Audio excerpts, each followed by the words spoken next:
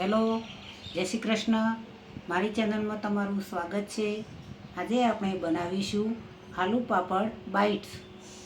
બાફીને તૈયાર રાખ્યા છે, મસાલો તૈયાર કરી નાખ્યો છે, પાપડ પણ તૈયાર છે. તે પાપડને પલાળી દઈશું.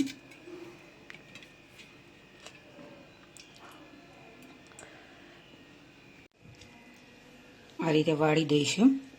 તેને કટિંગ કરવાના છે. આ રીતે ફટાફટ કટિંગ કરીશું.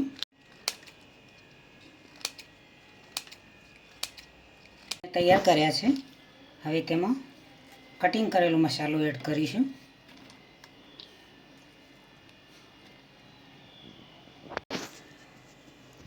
સ્વાદ અનુસાર મીઠું એડ કરીશું. હળદર એડ કરીશું. મરચું એડ કરીશું.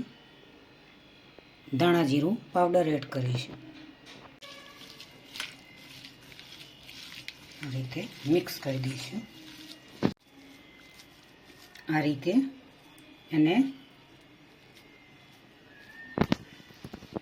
બોલ બનાવીશું.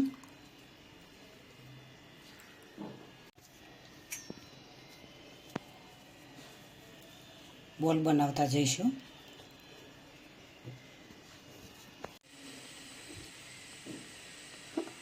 આ રીતે રોલને અંદર રાખીને કટિંગ કરેલા પાપડથી તેનું લેયર કરીશું.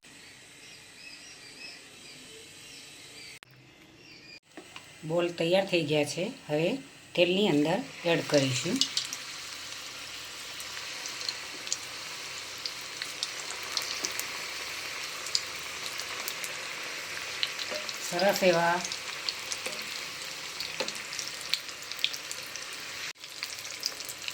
સરસ એવા આલુ પાપડ બાઇટ્સ બનાવીશું.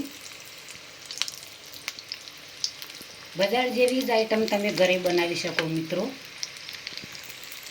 આવા અવનવા નાસ્તા તમે બનાવીને બાળકોને આપો તો ખૂબ જ બાળકો ખુશ થઈ જતા હોય છે.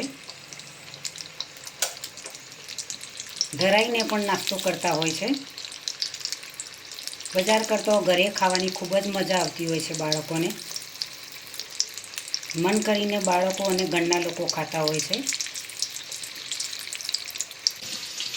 આજની રેસીપી મારી તૈયાર થઈ ગઈ છે મિત્રો. તમે જોઈ શકો છો. ખૂબ જ ટેસ્ટી અને સ્વાદિષ્ટ એવી બની છે. આવી અવનવી વાનગીઓ બાળકોને જોઈને તો ખૂબ જ આનંદ થતો હોય છે. હોંશે હોંશે ખાતા હોય છે. ફરી પણ બનાવવાનું કહેતા હોય કે મમ્મી તું ફરી પણ આવી આઈટમ બનાવીને. મન કરીને બાળકો ધરાઈને ખાતા હોય છે. મોટા લોકો પણ ખૂબ ખાતા હોય છે.